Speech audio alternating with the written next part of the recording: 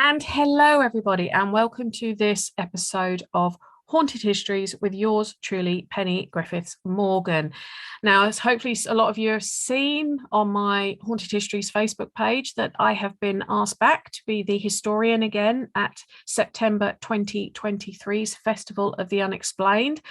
I'm going to be doing a whole history day on the Friday with those who have got tickets for that day. And what we're going to be doing will be announced probably in the next few months, but they have given me complete control. Evil cackle. But it will be good. I promise it will be good. It will be my normal mixture of history and sarcasm and probably the occasional swear word thrown in, because I can't seem to do a presentation without putting the odd swear word in. So yeah, sorry, mother. Yep, your daughter has got a potty mouth. What else? Well, I was at Bosworth recently, Bosworth Field, for watching the 2 days worth of the reenactments of the Battle of Bosworth, which took place in August 1485, and obviously was the death of the true king, Richard III, and his throne usurped by Henry Tudor. Well, depending on whose side you're on, depends on whether you agree with my view of it or not. Brilliant 2 days out, and anyone looking to go next year, if it's on next year, definitely do, because you can buy one ticket and that covers you for both days. So you don't even have to be there for the whole day on each day, which is what we did. We did sort of 3 hours each day to break it up, because there's so much to see and watch. You just can't take it all in. So what else? Well, my guest on this show is a good friend of mine. And before we started recording, I actually had to prove to my 12-year-old son that I did indeed know the wonderful Jayne Harris, and we were indeed friends. Hi, Jayne, how are you? Hello, Penny. I'm very well, thank you. Thank you for having me on again. Oh, it's always a pleasure. It's always a pleasure. I think we've had a few sort of technical glitches, haven't we, before we started actually recording, but we've only chatted for about an hour before Only about an hour. recording. Yeah, That's yeah. not So, bad. 5 hours still to go. We've got a few hours. I mean, what time is it? Simon's home from work about 6 o'clock. Yeah, about 6. So, yes, I said to him when he left this morning, "Oh, I'm chatting to Penny today." They went, "Oh, good. You should be done by the time I get in then later." So, yeah, he knows. He's He prepared. knows. He understands. I'm going to tell him I'm very offended by him assuming that, it's because we don't get to speak to each other very often, because you are such a busy lady. We have to kind of book these calls in to have a catch up, because you're all over the place at the moment, aren't you? In a good way. In a good way, all Yeah, over the place.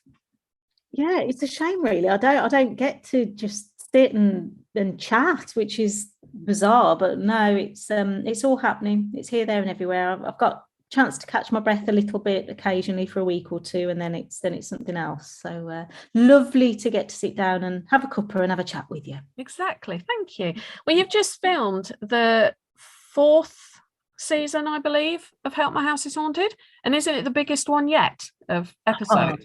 Yes, so this series was mental, actually. 15 episodes. So yeah, it used to be 12, so we've thrown in an extra 3, mainly because all of the cases that the team had come in were just so amazing that we couldn't narrow it down to 12.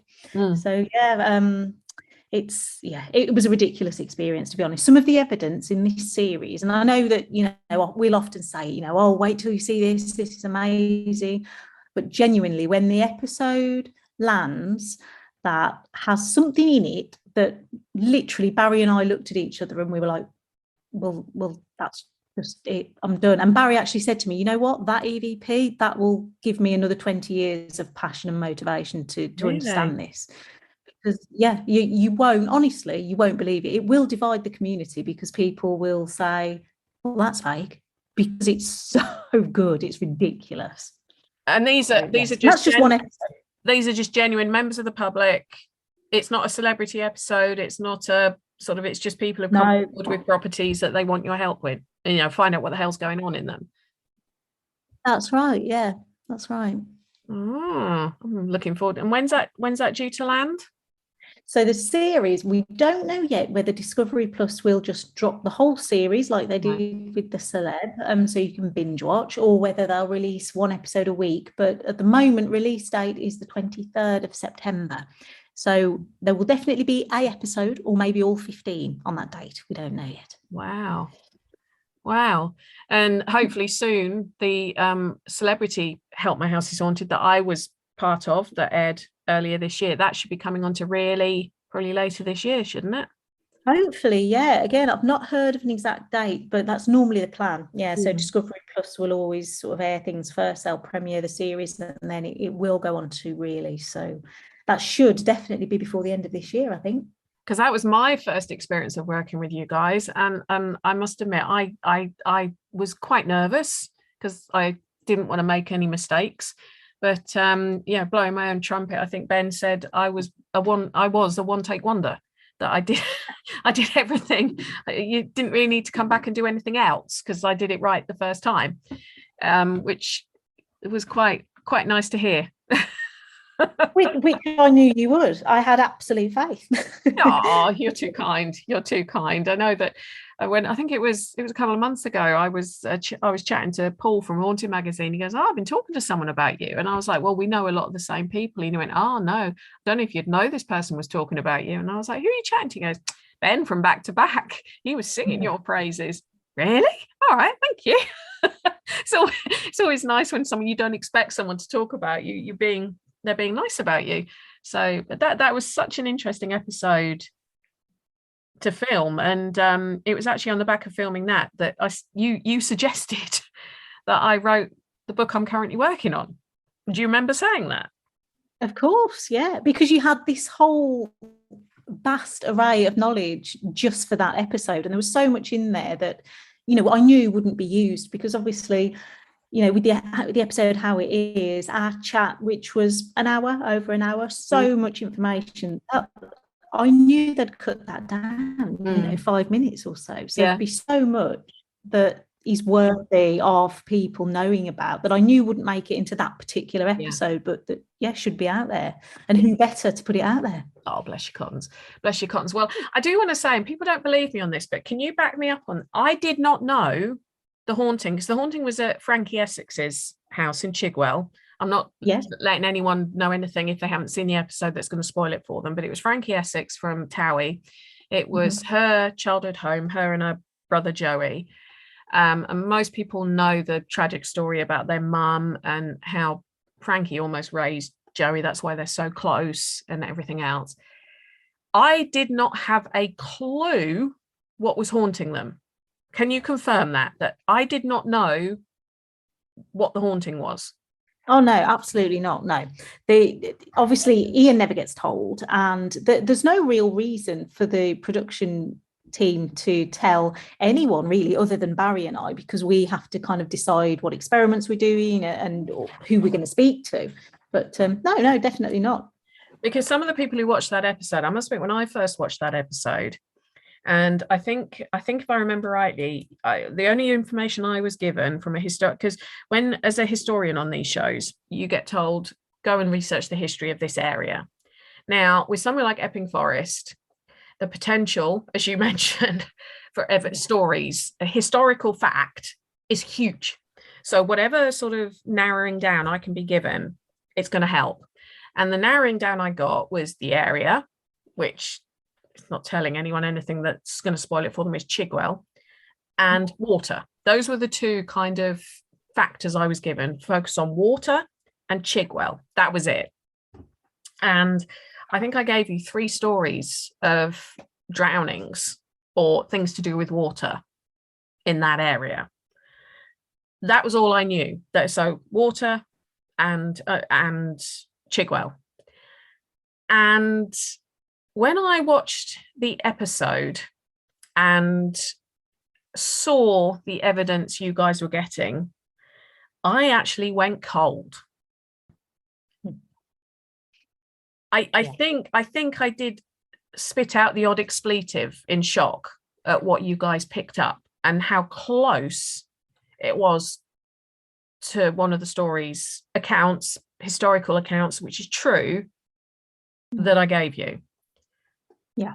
Yeah, I remember actually right at the beginning of the investigation, so in the section that they like to call spirit triggers, where you're sat with the homeowner. So we were sat with Frankie, and she suddenly came out with the Mary Mary. That it stuck with her, that it was on the border all around her bedroom, and she was singing the nursery rhyme, and I just found that really chilling, because of what we'd discussed earlier. Sometimes these things, they do, obviously it doesn't always correlate. You can dig out some historical facts about a place and they turn out to have absolutely nothing to do with the haunting, because of course, why would they always? But yeah, that one was particularly poignant, I thought, and relevant. Yeah. And the fact that you got that name come across on the word generator as well.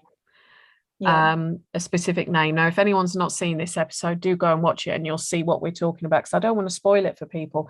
But I had a few people after I appeared on it said, oh, you must have known, you found a story that fitted with the evidence. And I just want to stress, and Jayne is backing me up here, and I could probably even get Ben, the producer, to back me up on this one. I did not have a clue what you guys found. No, because of course we chat to you prior to the investigation anyway, so you would have absolutely no earthly way of knowing what we were about to experience. No, but one of the things that we were discussing was a lady by the name of Mary Jane Heathcote, and what you might find interesting to know is I am actually writing more of her story in my new book, Elements of Epping Forest, because I think her story needs to be told, because she did take the life of her 2 children. She tried to take her own life as well. But what I've subsequently found out is the stream that she took their lives. Do you remember where we did our interview outside the back of the Butler's Retreat Cafe? Yeah, I do. Yeah. The stream is almost at the bottom of that site. Oh, wow. And the hotel where she made her way back to, and that she was subsequently taken to the police station from, I don't know if you remember, just up from where we were sitting, but there is I think it's one of the big chain hotels. I don't know if you remember. Yeah, I remember it on the main road. Yeah. That hotel, that was known as the Royal Forest Hotel back in the 1800s, and that's where she made her way back to, and that's where she was found by one of the other residents on the balcony, sobbing and wailing and telling people she'd killed her 2 daughters, and it was that hotel. Which, that's chilling. Isn't it? Just sitting on that bench. Yeah, and we were sitting on that bench, literally a stone's throw away from where it all happened. And I only found that out like the last month or so as I've been researching into the story. And we're not talking about a small area. This isn't a tiny little hamlet where it's like, well, everything's in a stone's throw from each other. We're 4,000 acres. Yeah. Wowzers. Yeah. That's yes. bizarre. So that's something that I found quite that was another sweary moment when I worked all that out, that everything there is just linked. But yes, where we were talking about what happened to her, the stream was literally would have been a stone's throw away from where we were sitting. Oh my goodness. Do you think she wanted just to get her story out? Well, and it makes you wonder, I was just thinking, was she in some way listening? Was she standing there when you were telling me the story? And you start to think, well, are these things coincidences? Or is this synchronicity? Are kind of puzzle pieces falling into place that you don't even realise to help you along the journey? Yeah. It's madness. Well, like I say, there's about 2,000 words dedicated to her in my new book, because I know an awful lot of people will be saying, why are you wanting to talk about a child killer? She killed her daughters. She should rot in hell. But even for sort of 1891, they acknowledged that she wasn't of sound mind when she did it. And that's 1891. Even the courts acknowledged that she didn't know. She genuinely thought she was doing the right thing. She was scared that they would never recover properly from flu. She was scared that she would never recover, and if that she died, who would look after them, because her husband would be trying to work. Knowing how the mind worked, then she would have been scared they were going to go to the workhouse and that would have been their lives over. She thought she was doing the right thing, and she did try and take her own life at the same time. I can't imagine feeling like that. I mean, you're a mother, I'm a mother. I can't imagine feeling like that, but I can also kind of see her logic, that if she goes with them, she's going to be able to care for them in the afterlife. And there's an awful lot of people that have sort of said, why are you promoting a child murderer? It's not black and white though, is it? This is No. the thing. I mean, you can't, there are completely different things. Yes, there are child murderers out there who cold-bloodedly go out and just choose children at random to abduct. And then there's a story like this that is much deeper. There are more layers to it. And actually, you know, as tragic as it is, her act came from a place of love, ultimately. Yes. You know, it was obviously not the right thing to do, but she wasn't doing it, you know, from some kind of anger or violence or anything like that. It was from a place of love and trying to do the right thing for your children. It is a tragic story. And if you want to hear more about it, go and grab that copy of that episode of Celebrity Help My House is Haunted, which is still available on Discovery Plus, isn't it? For people to watch, and you'll hear more about Mary Jayne and also about her two daughters. And you'll get to see the investigation these guys did in Frankie Essex's house, which honestly, when I saw that episode, it did leave me cold, because I didn't see that coming. And do you know what I was about to say to you? And what about this? And I thought, no, because that'll spoil it for people. But when Barry was outside on his own, that was really creepy. And that's all I'll say. Yes, but the thing is, I mean, we're talking about Epping Forest, and a lot of people don't realise that the sort of the current interpretation of a forest is a wooded area, but the medieval and actually Norman interpretation of a forest would have been an area that had been set aside for a specific purpose, ordinarily a royal hunting ground. So you've got things like the Windsor Forest is an ex-royal hunting ground. The New Forest, obviously down south, I think there's one, is it the Forest of, it's sort of southwest somewhere. There's a load of these that were set aside as forests that were what they call forested areas, so that they were ring fenced for normally the monarchy and the other sort of dukes and stuff to have hunting. And if you were caught hunting their boar, their deer, their whatever, you could be executed for it. Forest of Dean is that's what I was trying to think of. Thank you very much. And this was actually a Norman invention, pre-Norman invasion, so pre-William the Conqueror. Anglo-Saxons, to them, it was abhorrent to do this kind of thing, because as far as they were concerned, these forested areas, woodland areas, were for everyone. It was actually the Normans, William the Conqueror, who came in, who started what they call afforesting areas, i.e. putting boundaries on these areas. And forested areas didn't just include woods, it included commons, it included ponds and water areas, it included marshes. It would just be a whole area that they sort of said, this is ours. If you're caught taking anything off it, you'll get punished. From a sort of an energy perspective, and obviously you understand witchcraft and energy and plant magic, for want of a better term, what makes these areas of loads of amazing trees and plants and all of that, what makes them so magical? What makes them so special, in your opinion? Oh my goodness, how long have you got? We've got about half an hour. All right, condensed version. The nature ultimately is, as you say, this is all energy. So I think part of understanding the magic of nature and the magic of trees and of plants and of herbs is kind of accepting and understanding that we are all connected, because we are all energy. And scientific studies have been made on talking to plants and the fact that it does help them to grow healthier, bigger, stronger. And again, it's all energy, it's all vibration. So I think our modern lives are so busy, we have so much stimulation around us all of the time, TV, music, mobile phones, computers.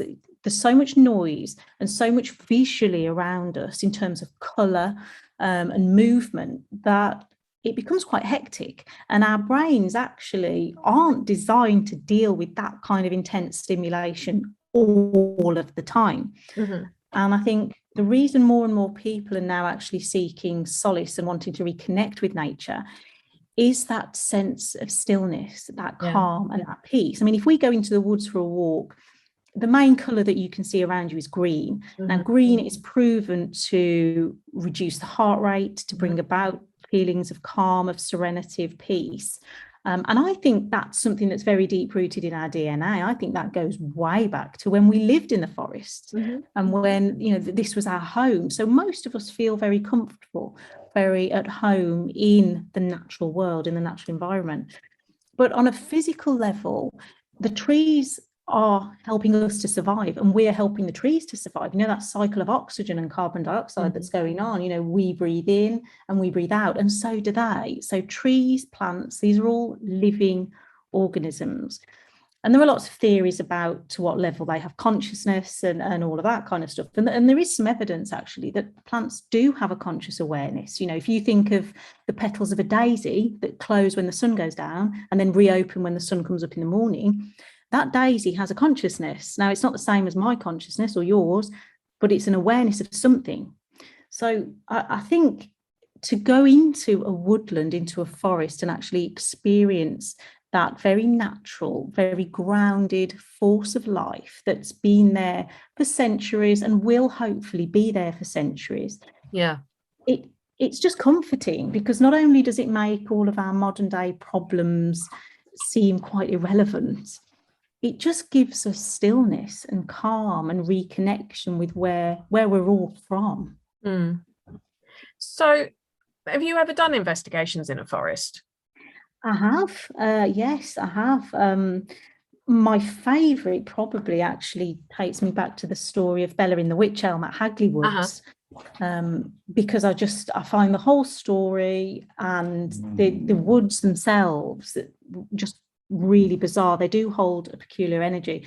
But of course, we did investigate Calverton Woods as well in series 2 of Help My House Is Haunted. And it was there actually that Chris Fleming, he had some of his first encounters with elemental energies, elemental spirits, which he's gone on to kind of develop more of an interest in and done more research on.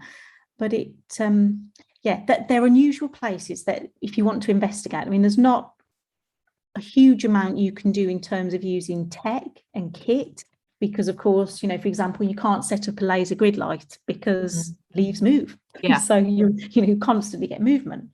But they're just fascinating. I think they're places that seem to hold echoes of the past quite strongly.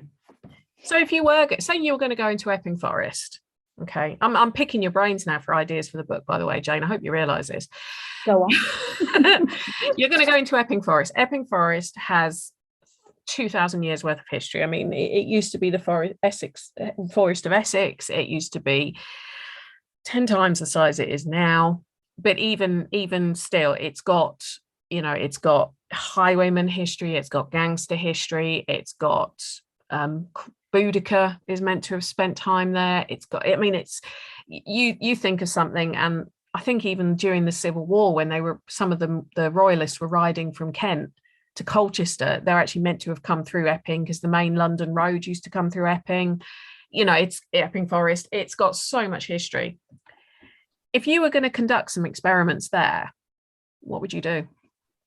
I think first I'd actually leave the kit and I would spend some time just in stillness, call it meditation if you like, or whatever, just literally grounding myself and focusing and just familiarising myself with the natural sounds. So, okay, when the wind blows through those couple of trees, yes, it makes that howling sound and all of that kind of stuff, so that you know your setting, you know where you are. But if we think about some of the devices that investigators use, so REM pods, EMF meters, they're all working with electrical forces, the force of energy. Now, there shouldn't be anything in theory that would set off a REM pod, for example, in the middle of a forest. Obviously, you know, mobile phones on to flight mode and all the rest of it. If you put a REM pod down in the middle of a forest and it's quiet, and then you start calling out and asking questions and you begin to get some responses, then I think that's quite interesting. Obviously, you're not getting huge amounts of information, but you're getting something that seems to be creating a change in the electromagnetic field in that specific area. When, you know, it's not Wi-Fi, it's not any of the things that we know can do that, walkie-talkies and stuff. So I'll definitely look to use some REM pods, some EMF devices. But if it's quiet enough, one of my favourite things to do anywhere is EVPs. Of course, you're going to get nature sounds. You'll get your owls if you're there at night. You'll get the sounds, maybe foxes rustling leaves. So what you're listening out for is those really clear, really close, definite human responses. But just low tech for me out in nature, to be honest. I think sometimes we can be blinded by all of the kit and we can forget actually to just listen out ourselves, look out, what can we see, what can we hear. Well, we did have a weird experience there the other weekend. We went there, we took the kids there, we took the dog there, because it's great for the dog in Epping Forest because so many smells, so much space. And we were walking through it's a small part of the forest now, but it's where the old, what would have been the A11 ran. And this bit of road's called the Old Stump Road. And you can actually still see where the road would have been because of where the tree markers are. And this used to be a very, very common attack ground for highwaymen, because the road itself used to flood and so got quite boggy, which meant the coach drivers couldn't go through it at speed. They had to slow down, almost like nature's own speed bumps. And that's when they'd get attacked. And I wanted to find it because I wanted to get a picture of it for the book. Anyway, I didn't have many gadgets. I think I had my spirit box with me and I had an Ovilus running because of the background noise and everything else. And the spirit box was nattering away with these two voices. Were having a full-blown conversation, but I couldn't quite hear it clear enough because I didn't have my headphones on me. And the children were making loads of noise. The boys were making loads of noise, my two sons. And I turned around to them and went, "Will you two shush? I can't hear." And at that very point, a very loud shh came through on the spirit box. And the word silence came up on the Ovilus. And I was just like, whoa, okay, that's quite weird. So somebody was obviously trying to talk to me and was shushing the children so I could hear them. It's amazing, isn't it? I mean, I took the spirit box to Hagley Woods the first time I went there, and I actually had a man's voice. And when I called out and said, "How many spirits are here with me?" as clear as day, I heard 21. Yeah, really clear. And I thought, wow. I mean, obviously, you know, lots of people will say, "Oh, you often with spirit boxes and things and with the ITC apps, you're hearing what you want to hear." But sometimes, like your experience there, you know, two different pieces of equipment validating the same thing. Wow. Yeah, it's one of the ones we've made a mark to go down to one evening when it's a bit quieter, and the husband and I, and because he's still a bit intimidated by stuff like that, so all good. I'll see if I can scare him anymore. But it was just even the 12-year-old, he was a bit like, whoa, because he sort of literally a split second after I said, "Will you be quiet?" or shush, something like that, shh came through clear as a bell on the spirit box, and it was a female voice as well, and then the word silence came up on the Ovilus, and I was just like, "Now explain that away. Seriously, explain that away," because I couldn't. And we'd said, I mean, even the husband has said, "I feel like we're being followed," more than once in those bits of woods. And I said, "Oh, it could just be the woods, and you do always feel like that." But I think we must have been, because sometimes when you put a spirit box on, you know as well as I do, all you hear is the white noise. You don't hear a voice, but we could hear voices clear as, we just couldn't quite work out what they were saying because there was too much background noise and I couldn't get the speaker loud enough to hear. I didn't think there'd be anything because I thought, nah, nothing's going to happen. I did not expect it, but that was clear. It was yes, it was definitely a very interesting one. Now, what is your favorite experiment to carry out in general? Which is the one that you really look forward to doing? I am quite fond of an SS, I must say. but I like to do it a little bit differently. Like, for example, I might get two people, one person in one room, one person in another, using either one using Spirit Box, one with headphones on, plugged into the laptop with an ICC app going, Necrophonic or Echo Box, something like that. And I'll put an investigator with each and just get them to note down all of the words that they both say, and then bring them together and see if they correlate. I just think things like that, things where you're kind of removing the potential for people to kind of just be saying what fits, or just be hearing what they want to hear. You know, if someone with headphones on, noise cancelling headphones, has no idea of the questions that are being asked, but they're suddenly coming out with the answers, I just find that really intriguing. Yeah. Goosebump moment, isn't it? When it is. Yeah. It's madness. And the great thing about it is, for the person who's actually the guinea pig, the person who's doing the experiment, they have no idea sometimes how amazing that connection is that they have. They don't know that they're saying things that are accurate and relevant. So that's always really good at the, you know, a reveal moment as well, to say to them, do you realise when you said this, we asked this? Yeah, I had that recently. The investigation I did at RAF Tibenham. I'm an Estes. I love doing it. And you know as well as I do. Sometimes, normally, you might get 2 or 3 answers that fit. It's not always a bang, bang, bang, bang, bang. And I had this young lad, and it was a father and son, and the son was getting stuff from the minute he put the headphones. He'd never done it before. And he was, I don't know how old he was, 18, 19, something like that. And he was getting actual tangible answers to questions. Now, a couple of times I asked a stupid question to see if he was listening. And I'd see his face sort of come up with something that it was like, he was saying it, like you could see in his face, he was like, why am I saying this? And it was so, and we had 45 minutes of bang, bang, bang, bang answers. I wrote them all down. And afterwards, I'm sort of standing there with my jaw on the floor, and he's going, did I do okay? And it was like, could you hear us? Because he had noise cancelling headphones on. I said, could you hear us? And he went, no, all I could hear was the white noise and the words. I said, you've linked into something, because he gave us full names. He gave us like serial numbers of aircraft. He gave us, and I've checked them all and they're real. But it wasn't just the fact he gave us these because he could have memorized some of them. They were answers to the questions that we were asking. And he said, well, I've watched television programs when they do this, and that's what happens. And I went, not always.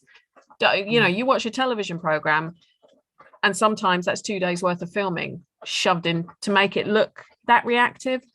I've never done an Estes where I've had 45 minutes of solid question and answers, solid. And it kind of blew me away, because it didn't work for anyone else. But when he came back later on to have another go, went again. He obviously had channeled into something, because I said to him, are you psychic? You're a medium? Are you nope, never done this before. Whether it was the fact it was a father and son energy that was, you know, helping it out, I don't know. But it is still it probably is one of my favorites. Yeah. To do. It's difficult, isn't it? I mean, in terms of, you know, audible evidence, it's brilliant. I do love visual experiments as well. I like scrying. I like Simon recently built what we call a dual scryer, which is not a mirror. It looks like a mirror, but it's 2 people, and you're staring through a tinted screen at each other in low light, and you're looking for changes on each other's face rather than your own. So it's almost a transfiguration experiment, really. But I've only used it 3 times with the public, and every single time people are completely freaked out because they can see things. And I had one lady who, she said to the lady opposite her, did you just smile at me? And this lady said no. And I was stood there, I could see both of them were completely straight faced. And she said, someone's just leaned forward and I saw teeth. So you were smiling at me.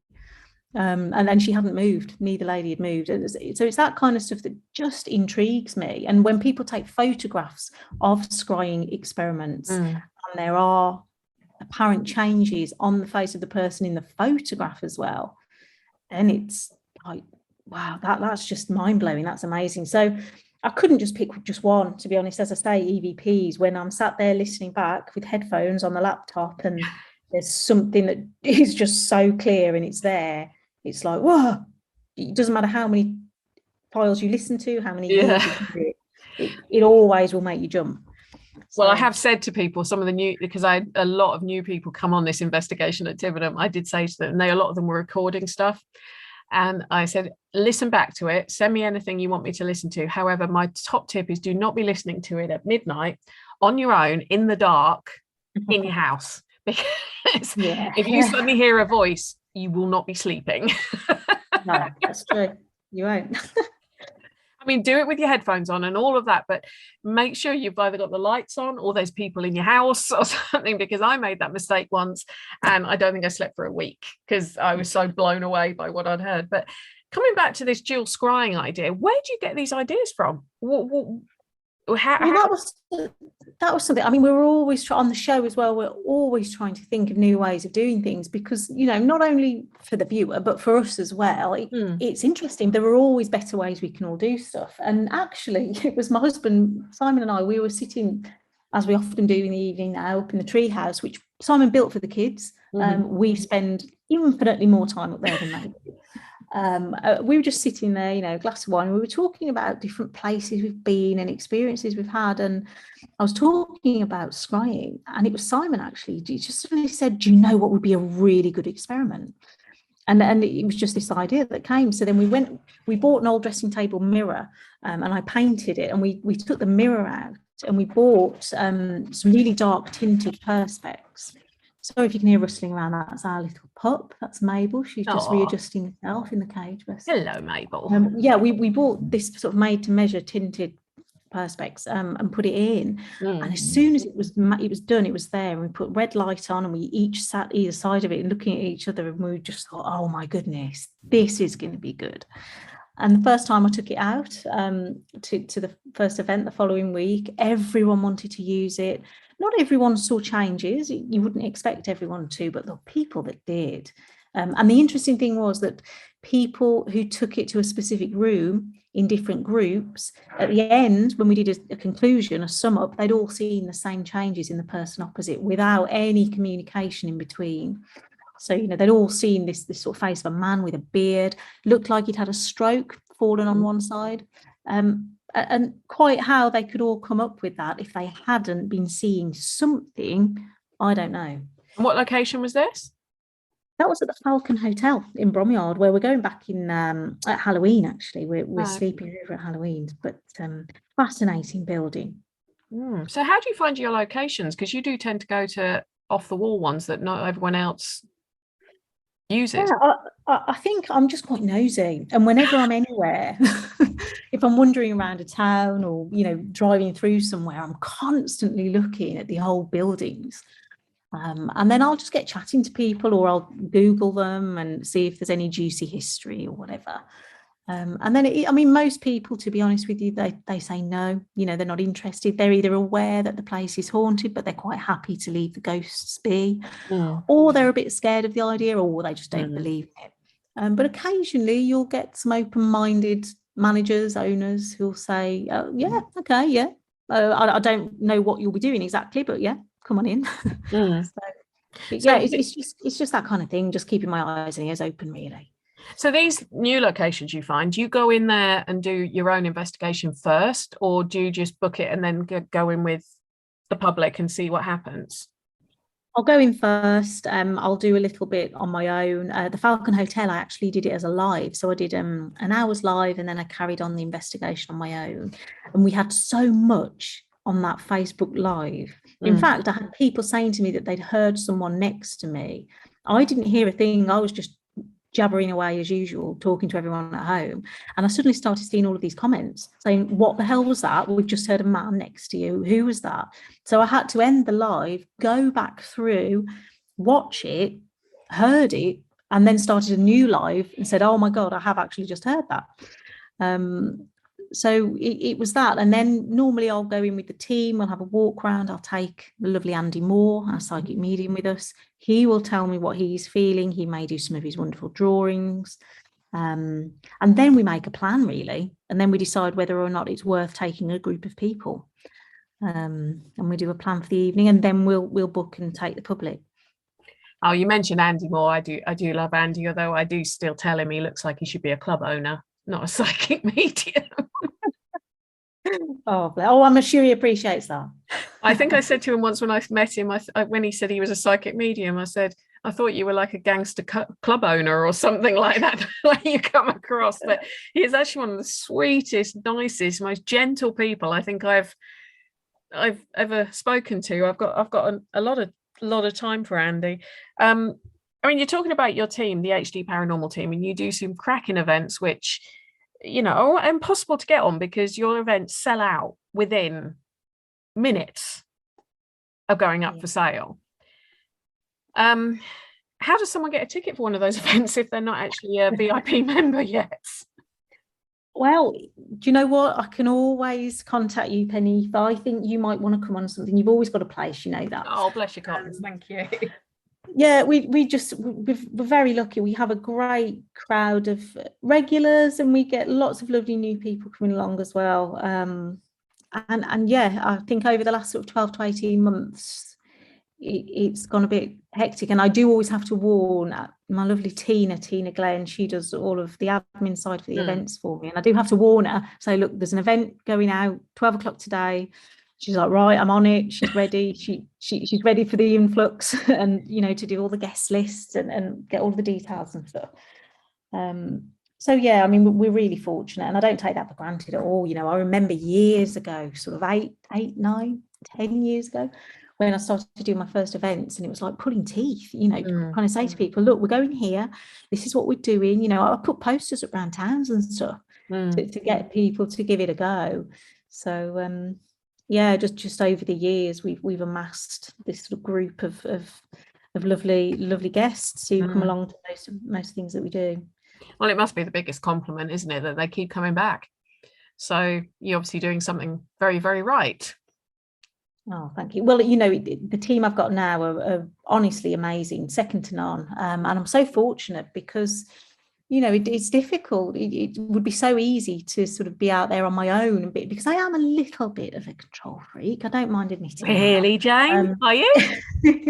I like to know what's happening and when, and that all the, you know, I's are dotted and the T's are crossed and all the rest of it. But no, you know, I'm with people now who get it, they know, and I know that I can leave them to do what they need to do, and they know what they're doing.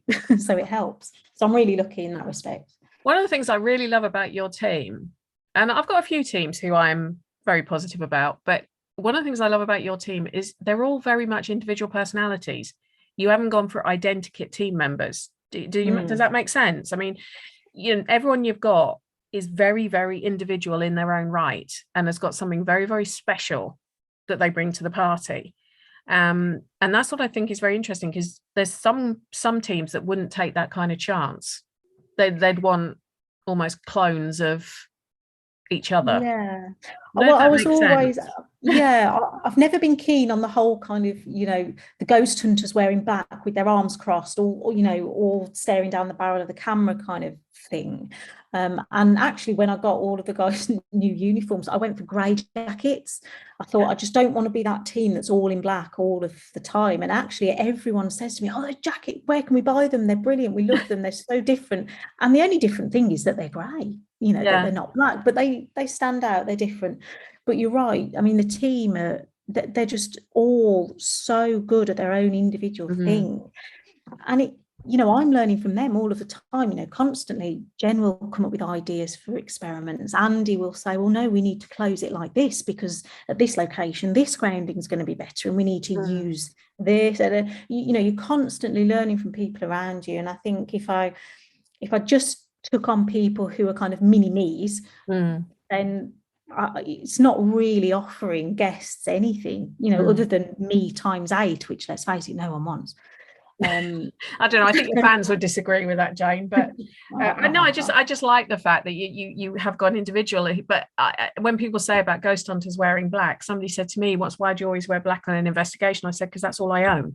If you if you look in my wardrobe and everything else, 99% of everything I own is black. So for me to wear something that isn't black would mean I have to go out and buy something. And you know, I've been doing that for 30 years. It's nothing to do with the ghost hunting side. It's just I happen to like black.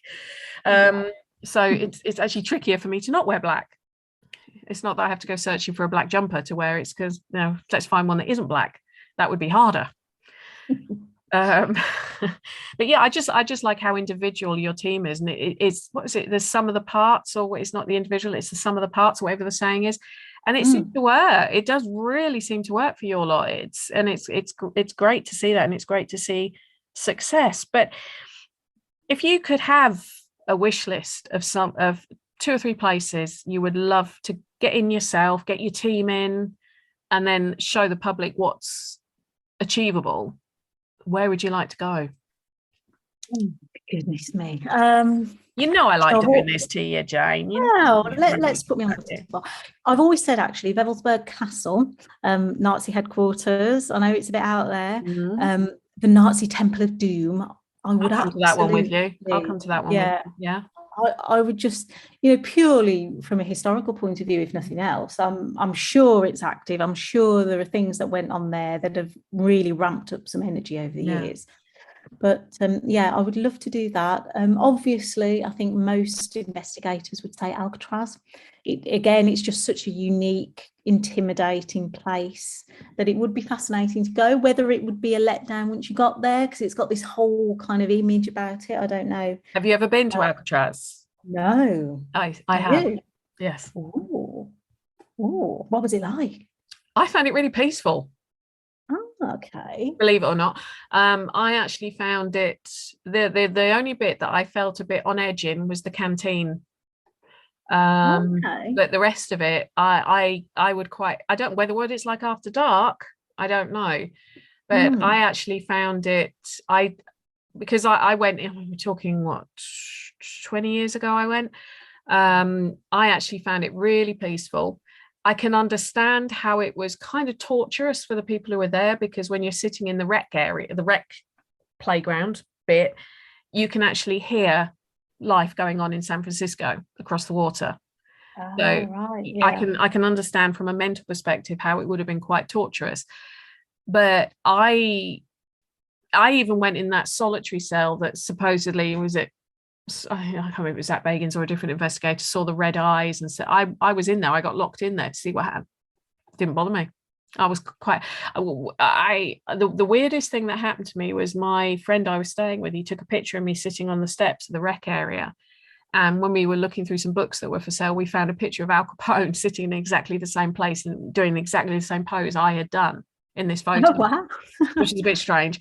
But I found it quite. I whether it's because it's also a nature reserve and that's what I was picking up on, I don't know, but I found the canteen, I would say the canteen's active, but then again that's where a lot of the fights would have broken out. That's where I know they say in prisons that's one of the highest risks, isn't it, in the canteen, when they've got knives and forks and all that kind of stuff. But I found it quite weirdly relaxing.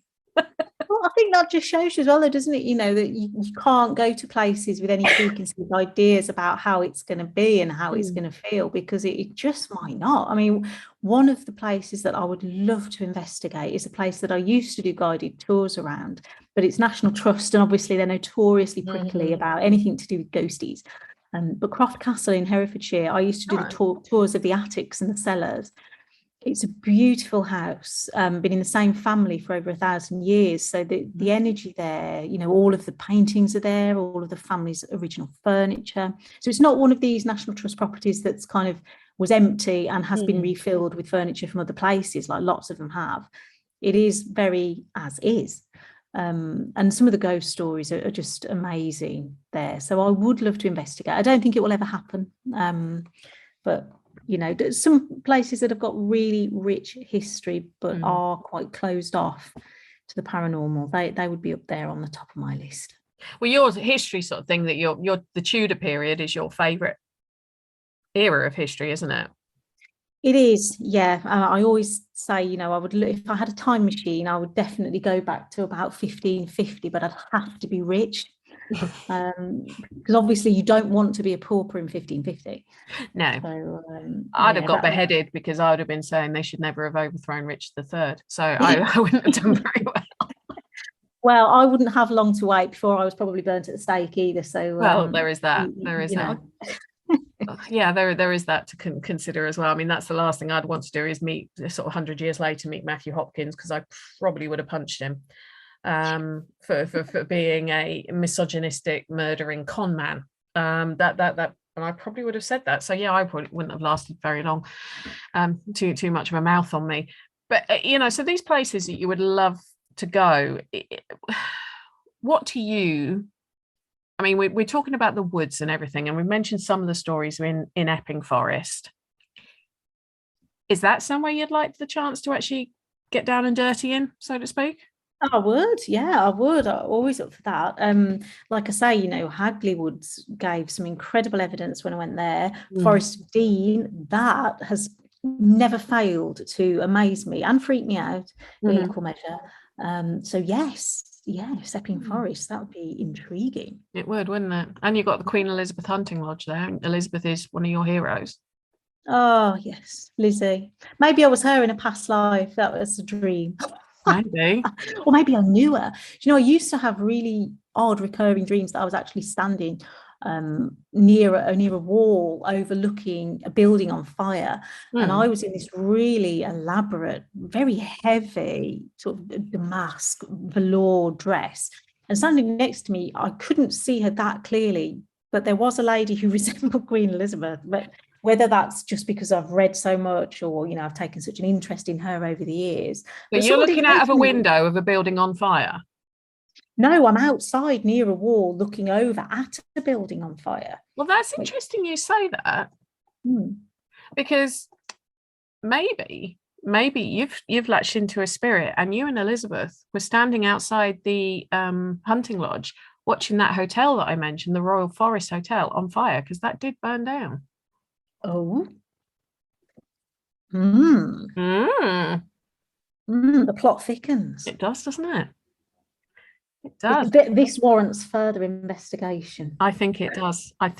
Well, have you got anything you want to promote or talk about, or make sure people are going to be watching coming up? Well, we've heard this morning actually that the next series of Unexplained Caught on Camera, that's going to be out on Discovery on the 2nd of September. So this is the clip show where Barry, Debbie Davis, Kieran O'Keefe and myself, we look at footage from around the world and we give our opinion on it. That new series is on the 2nd of September. As I say, Help Houses Haunted Series 4. That will be hitting Discovery Plus on the 23rd of September. And as for me, events are going on. I think we're sold out for the rest of this year, but there's going to be some new Eerie Escape Haunted Weekend breaks coming out for next year very soon. So just keep those eyes peeled for those. And go and follow Ms. Harris and see what she's been up to. Well, thank you so much for your time, Jayne. You're very welcome. I hope I didn't catch you out with too many of my questions. Never. At least I didn't quiz you on any of the history of Epping Forest, which you were like, I don't know much about Epping Forest. Exactly. When you said to me, now I want to do this episode, it's on Epping Forest. And I said, you do realise I don't really know much about Epping Forest. Other than what I've taught you. Yeah. Yeah, exactly. Yeah. Well, that has been the wonderful and gorgeous Jayne Harris. I'm sure she'll be back on the show again in 12 months, 6 months, 12 months, because, this is how we catch up. This is how we legitimize spending time chatting to each other. My next show, well, I've got an idea who it's going to be with, but it's going to be something a bit different. It might be to do with UFOs, believe it or not. That's one of the ones that's in the pipeline. So that is really going to be throwing me out of my comfort zone. But on that note, do keep watching the Haunted Histories page, the website and everything else to find out what's coming up. There will be a new book out by myself at some point next year. So keep an eye out for that if you like my ramblings. But other than that, have a good evening, sleep tight, and don't worry too much about things that go bump in the night.